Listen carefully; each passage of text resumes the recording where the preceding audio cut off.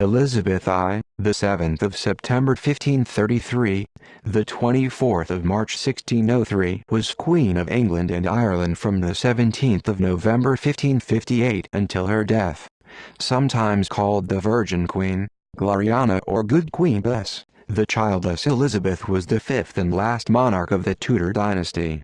Elizabeth was the daughter of Henry VIII by second wife, Anne Boleyn, who was executed 2.5 years after Elizabeth's birth.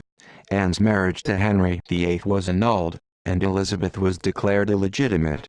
Her half-brother, Edward VI, ruled until his death in 1553, bequeathing the crown to Lady Jane Grey and ignoring the claims of his two half-sisters, Elizabeth and the Roman Catholic Mary, in spite of statute law to the contrary.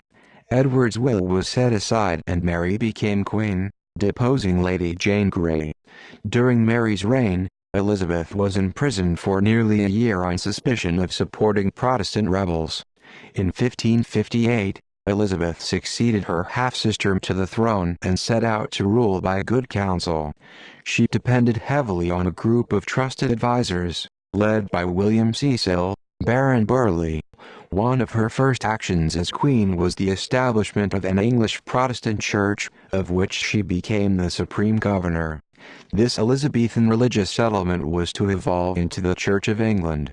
It was expected that Elizabeth would marry and produce an heir to continue the Tudor line. She never did, despite numerous courtships. As she grew older, Elizabeth became famous for her virginity. A cult grew around her which was celebrated in the portraits, pageants, and literature of the day. In government, Elizabeth was more moderate than her father and half-siblings had been.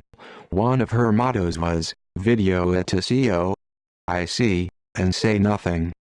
In religion she was relatively tolerant and avoided systematic persecution.